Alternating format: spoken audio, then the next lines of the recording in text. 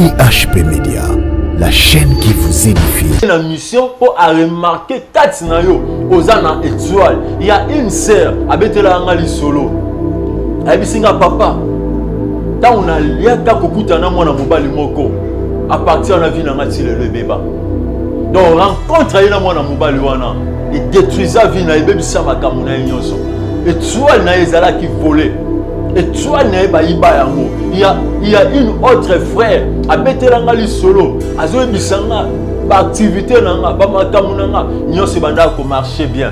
Mais tant on a okutana na mwana mwasi moko rencontre mwana mwasi wana tant on a kutana nae mwana mwasi tant tu aka ko s'accoupler nae ti lelo vinange beba na koma mutu asanga sina na omeka makambo esimbaka te na meka voyage esimbaka te na meka ba activité esimbaka te na koma sans valeur deka na kutana na mwana mwasi wana vinange zaki détruit.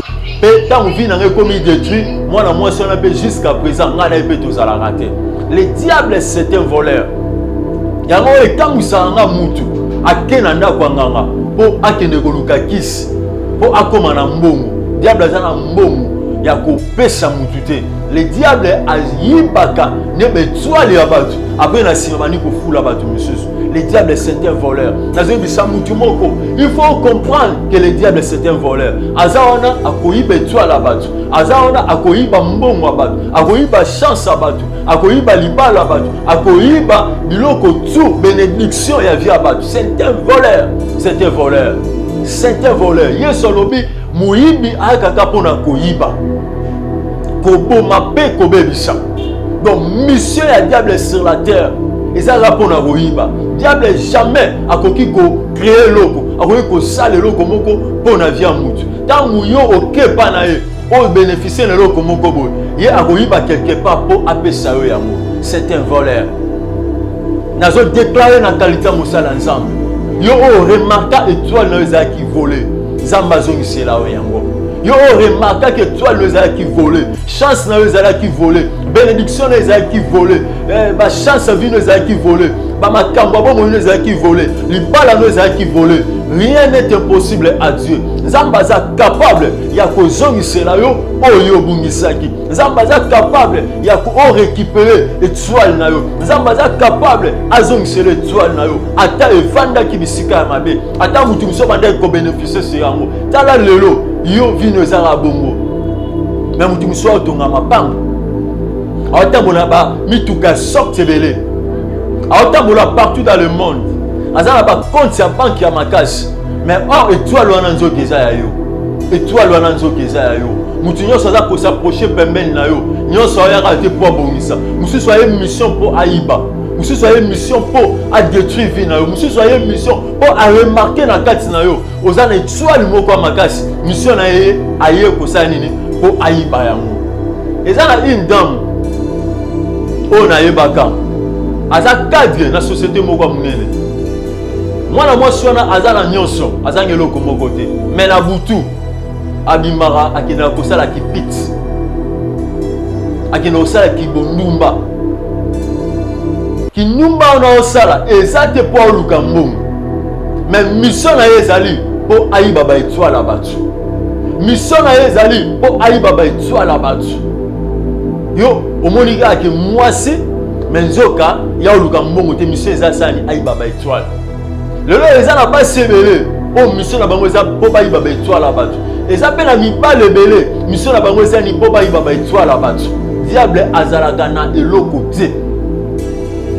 asala eloko te Bible nous confirme que le créateur de toutes les choses c'est notre Dieu. Nous avons mené à Mokelia Nyonso. Mais le diable a na barise. O yazoyiba ba étoile abattu. Na o déclaré étoile na yozongela yo. Zamba salaki yo atake étoile wana boyo bénéficier nango. Ezalezaki na maboko ya mutu nani que la main de Dieu et que ne localiser bisike ezalaki ezala libéré au nom de Jésus. Étoile na yo ezala libéré. Na kombo na Yesu. Étoile na yo ezongela yo. On bénéficie d'étoile na yo. On bénéficie na makama malamu étoile na yo. Parce que étoile est bendaka makama malamu. On bénéficie na mbongo. Oh le diable a yibaki. Oh apesa ke baba tunaye. À travers ce message, Zamba sala ba grande chose yozola nangai. Étoile na yo ezala libéré. Ezala libéré au bénéficier nango. Au bénéficier nango. Au bénéficier nango. Moi si wana chaque boutou akina osa kinumba. Adana nyonso. Na kinumba na bana kene ko sala. Ezala ki po azala po sambongo te. Mais mission na ezala ki po à dominer, pour à régner, pour à mater sous ma casse. Nous sommes les gens qui faut à peine d'abattre toi là-bas te belé. Pour à peine d'abattre toi là-bas te belé. D'abattre toi là-bas te belé. Moukili oh, et là comme mon côté ça a fait. Moukili les a monde à échange. Yo moni moutate l'ennemi. Mais ayebi lo nya zo sala. De l'eau via te belé tika le cola enveloppe à pamba. Enveloppe. Attendez va payer ça biso ba enveloppe. Naza la pose enveloppe quand mais naza la pose loko. O evani kasi enveloppe. Via mutu. Ezaka mutu ya ce que toi la mutu les a brûlé. Aujourd'hui il y a beaucoup de gens vivent là-bas tika comme enveloppe. Et l'autre comme mutu les a suscité. Et toi déjà ba iba. Mais nazo bisande komoko. Zamba ngolu. Rien n'est encore perdu.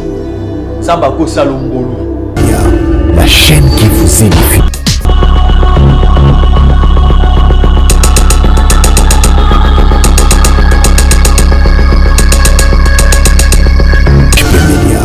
La chaîne qui vous édifie. Shalom, peuple de Dieu.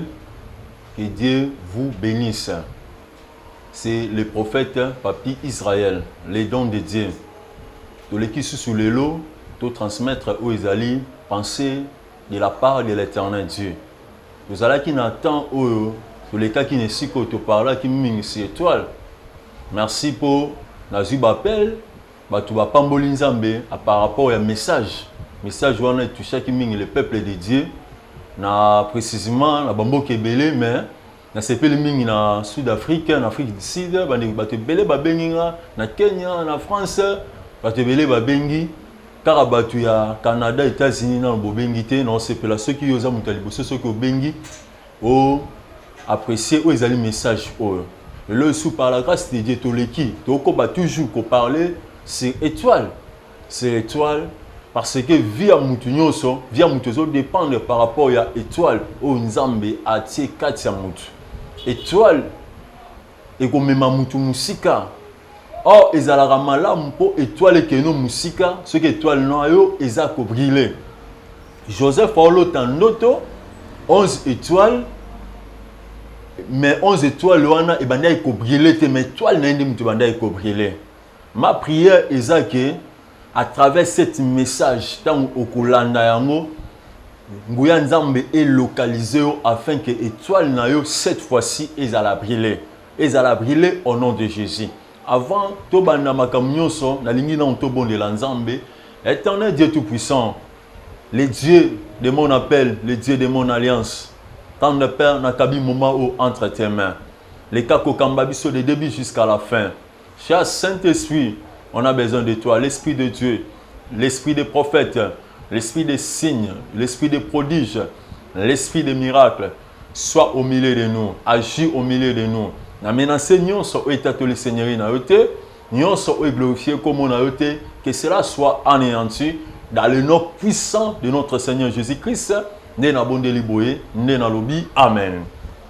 Sans plus tarder, parce que écran ezali air, donc on a vraiment temps et belleté qu'on a perdu. Sans plus tarder, tu peux la Bible na bisona Jean chapitre 10 verset 10. J'ai lu au nom de Jésus. Et avec ce mot, le voleur ne vient que pour dérober, égorger et détruire. Et moi, je suis venu afin que les brebis aient la vie et qu'elles soient dans l'abondance. Amen. Oui, bien, diable a créé l'autre côté. À ça et l'autre côté. Diable a créé un moutute. Tant que tout le monde a banzete, tout le monde a maï, tomona ba étoile, tomona la ligne, tomona nyonso oyo eza kati na mokili oyo ezali visible na oyo ezali visible. Le créateur de toutes les choses, c'est notre Dieu. Nzambe nde aza mokeli ya nyonso. Mais awa tomona rise ya diable. Diable c'est un voleur. Oh tomona notre Seigneur Jésus-Christ a présenté le diable comme le voleur. Yesu alobi nini? Alobi muyibi ayakaka pona koyiba. Ayakaka pona koyiba. Le diable soki aye na via mutu. Ayakaka premièrement pona koyiba. Akoyiba étoile à mutu. Il y a beaucoup de gens sur cette terre. Vina bango tikalaka lokola enveloppe ya pamba. Mais étoile nae ba yiba yango. Ezala mutu moko o azo bénéficier sur son étoile. Ezala mutu moko o azo sala ba grande chose en étoile nae. Akoma millionnaire, akoma milliardaire, akoma na ba faire à makasi. Oh étoile wana nzamba tia kango kasi na vie na yo. Pour yo bénéficier sur yango. Mais à cause de la point de contact qui a mabe, mutu musu soyez na forme lokola mobali ke alingi yo. Mais oh aye na mission pour a remarquer kati na yo ozana étoile. Il y a une sœur abetela ngali solo. Abisinga papa. Ta on a liaka kokutana mwana mobali moko. À partir na vie na ngati le beba. Donc rencontre aye na mwana mobali wana et détruisa vie na ebebisa makamuna na nyonso. Étoile na ezala qui volait. Étoile na ba iba yango. Il y a une autre frère abetela ngali solo. Azo bisanga ba activité nanga ba makamu nanga nyonso banda ko marcher bien. Mais tant on a okutana na mwana mwasi moko. Rencontre mwana mwasi wana. Tant on a kutana na ye. Mwana mwasi tant tu ala ko sa couple na ye. Ti le lovi nange beba. Na koma mutu azanga tina. Na omeka makambo esimbaka te. Na meka voyage esimbaka te. Na meka ba activité esimbaka te. Na koma sans valeur.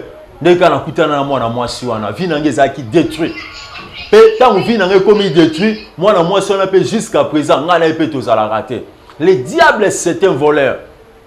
Yango ekamusa nga mutu akena ndako nganga po akende koluka kisi po akoma na mbongo. Diable azana mbongo ya kopesa mutu te. Le diable ayibaka ne betwali ya batu après na sima bani ko fula batu mususu. Le diable c'est un voleur. Nazobisa mutu moko. Il faut comprendre que le diable c'est un voleur. Azaona akoyiba etwala batu. Azaona akoyiba mbongo wa batu. Akoyiba chance ya batu. Akoyiba libala ya batu. Akoyiba biloko tu bénédiction ya vie ya batu. C'est un voleur. C'est un voleur.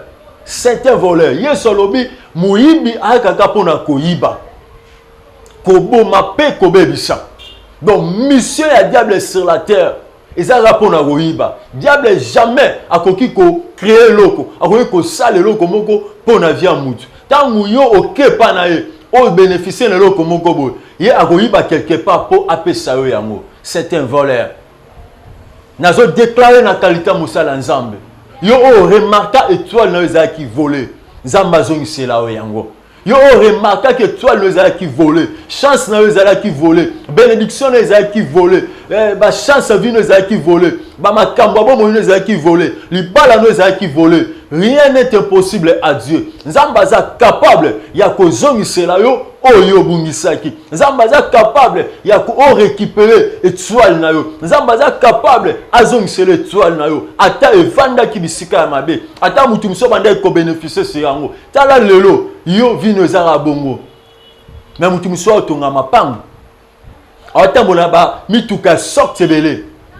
Atambola partout dans le monde. Azala ba compte ya banque ya makasi. Mais oh étoile wana nzo keza ya yo. Étoile wana nzo keza ya yo. Mutu nyonso aza ko s'approcher pembeni na yo. Nyonso ya raté pour bongisa. Musu soye mission pour aiba. Musu soye mission pour a détruire vie na yo. Musu soye mission pour a remarquer na kati na yo. Ozana étoile moko makasi. Mission na ye aye ko sa nini pour aiba yango. Ezana une dame. O na yebaka. Aza cadre na société moko munene.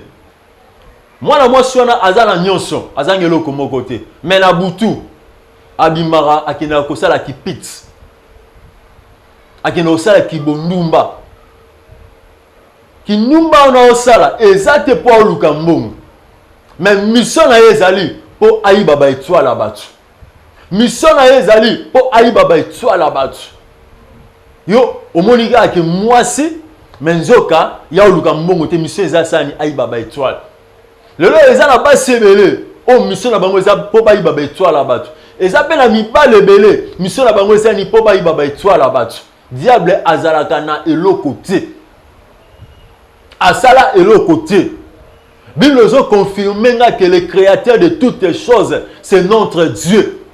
Nous avons mené à Nyonso. Mais le diable a na barise. O yazo yiba ba étoile à battu. Na o déclaré étoile na yo zongela yo. Nzamba salaki yo atake étoile wana po yo bénéficier nango. Ezalezaki na maboko ya mutu nani que la main de Dieu et que ne localiser bisike ezalaki ezala libéré au nom de Jésus. Étoile na yo ezala libéré. Na kombo na Yesu.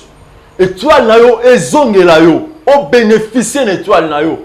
O bénéficier na makama malamu étoile na yo. Parce que étoile ebendaka makama malamu. O bénéficier na mbongo o moi o le diable ayibaki o apesaki pa batu na ye. À travers ce message, Zamba sala ba grande chose yo zolanda ngai. Étoile na yo ezala libéré.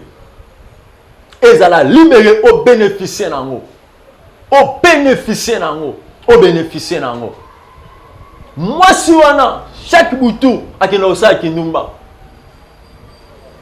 Adana nyonso. Na kinumba na bana ke ne ko sala. Ezala ki po azana po sa mbongo te. Même mission na ezala ki po a dominer, po a régner, po a matel sous ma casse. Mission ezala ki faut abenda ba étoile la batebele. Po abenda ba étoile la batebele. Ba étoile la batebele. Mukili oyo eloko moko te za ka ofele. Mukili za monde ya ba échange. Yo moni mutu atelemi. Mais ayebi elo nya azo sala. Lelo via batebele tika lokola enveloppe apamba. Enveloppe. Attendez ba pesa biso ba enveloppe. Naza na pose enveloppe mais naza na pose loko. O evani kasi na enveloppe. Via mutu. Ezaka mutu ya ce que toi la mutu les a brûlé. Aujourd'hui, il y a beaucoup de gens vivent dans bango tika comme enveloppe. Et l'autre a mutu eza suscité. Étoile déjà ba iba. Mais nazo bisande komoko. Nzamba nzamba ngolu. Rien n'est encore perdu. Nzamba ko salongolu. Étoile obungisaki ezongela yo. Parfois à cause de erreur. Parfois à cause de komoko approcher qui yo mais qui mission tant va détruire na simakei. Ota la vie na yo ndenge banda ko marcher liboso. Vie na yo ndenge makambo banda ko zala. Lelo vie na yo ekomika bongo bongo. Nzamba ko salongolu. Étoile na yo ezonga. Étoile na yo travailler. Au bénéficier d'étoile na yo. Au nom de Jésus. Le diable c'est un voleur. Le diable c'est un voleur. Jour au jour, bazana pona koyiba, ba étoile abatu. Jour au jour, bazana pona koyiba, ba vie abatu. Jour au jour, bazana pona koyiba, o ezali kobota ya batu. Le diable c'est un voleur. C'est un voleur. C'est un voleur. Il y a une Bible qui peut ça accès et pas le diable était. Pour ce qu'on peut si accès à quoi dépouiller à quoi joignance à quoi quoi tenir l'eau comme côté. Bible nous a présenté le diable comme le voleur. Oui bien gaga pour na koiba. De côté la vie no malam. Et là on y no bungisa. Ta la vie no malam. Est-ce que toi na weza kaka? Ta la vie no malam. Est-ce que santé na weza kaka? Et ça, tu me suis pas iba santé. Santé na iba iba yango. A comme le malade oh. L'obi abela malade kuna. Donc aza a bonne santé. Le diable c'est un voleur. C'est un voleur. Ayaka pona ko iba. Notre Seigneur Jésus-Christ a représenté le diable comme le voleur. Alors le voleur ne vient que pour dérober, égorger et détruire. Avant la côte en étape, il y a égorgé. On a deuxième point, na sauté troisième point, na quitté on a deuxième point pour détruire. Donc diable na via mutu a trois missions: dérober, égorger et détruire. Quand le diable au péché accès à côté na vie na yo, à détruire nyonso. À détruire Moussala. C'est pour cela que vous remarquez dans l'histoire de Job. Nzamba ibisi diable nini que na pesi yo autorisation simba nyonso ya Job mais ko simba molimo na été. Na mona diable tango azoki autorisation na diable a tout détruit. A détruit misala ya Job, a détruit santé à Job, a détruit nyonso ozaki ya Job. Tout était détruit. Même dans la relation, il y a Job, qui détruit. Tout était détruit. Les diables, ceux qui ont péché accès, Bible il est le destructeur. Jamais aya pour abongisa, il est abébisaka. Parfois, il y a qui détruit. Misala, santé. Ce qu'on remarque, la destruction quand c'est la vie dans yo. Il faut que c'est que le diable a les kaki. Pour la mouton remarquer que le diable a dévalorisé via Job. Parce que tout était détruit. La destruction. Et ça, le mot. Où est-ce que le diable a les kaki. T'as la foyer dans malam. T'as ndaku na yo, t'as la vie bana na yo, t'as la misala na yo, t'as la relation. Ce qu'on remarque, destruction. Et ça ma casse, la trace de destruction, ça ma casse. Il faut ôter le mana le symbole que l'on y ensemble. Afin que Nzamba sala yongolo.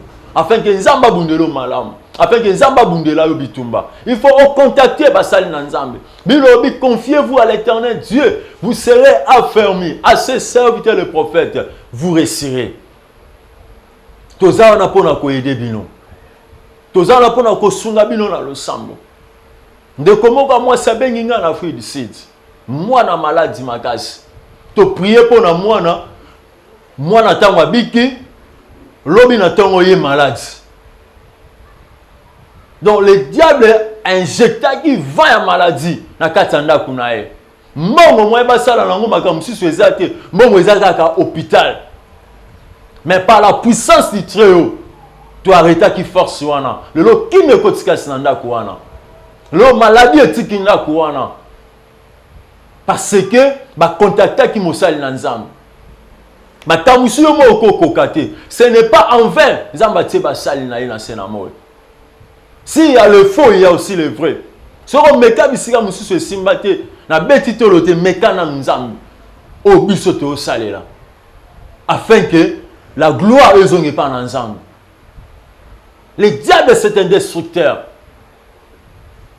C'est un destructeur. Tant qu'il y a un avion, il y a un détruire. Il y a un pébissa. Il y a aussi même la valeur à Moutou. Il y a une relation avec le santé avec le donc, article la Job à tel côté. Même une relation, il y a Job dans moi si na Isaac malamouté. Parce que moi c'est Job, c'est Job, maudit quand Nzamba kufa. Tout est qui détruit. Tout est qui détruit. Nzambe est capable. Il y a que se restaurer où la vie nous a qui détruit. Le diable c'est un destructeur. C'est un destructeur. Au PC accès à détruire. Combien de vies abattues? Combien de vies abattues? Bah, PC accès par le diable, le vie n'a pas été détruit. Le diable va PC qui a accepté. Bah, ticket la espace T. So ticket l'espace à quoi détruire. À quoi détruire, à quoi détruire. Parce que le lobby a le destructeur dès le commencement. Dès le commencement, il a le destructeur. Nous avons dit ça, on remarqué bilembo destruction. Contactez Moussa Lanzam. Afin que Zamba le cas, qu'on restaure le bébé qui casse la vie. S'il y a la destruction, il y a aussi la restauration. Restauration, quand vous avez ce qui destruction est nous sommes capables de restaurer Oyo Mukile Bebisaki. Troisième point, Bible les hommes savent ce que ayaka ce pour égorger, pour boma. Diable mission les a koiba ko boma pe ko bebisa. Tant wa yibi tant wa détruire. Ya mo to remarquer ba tebelo bazara na ba mbongo. Tant wa sentir que nyon se a volé, nyon se a détruit, mingi mona malade. Après malade après quelque temps, comment on a muta kufi.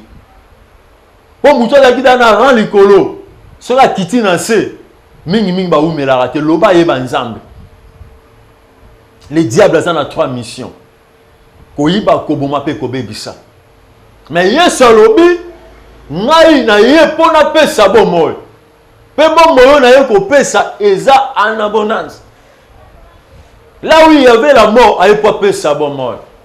Là où il y avait la destruction, aye po détruire.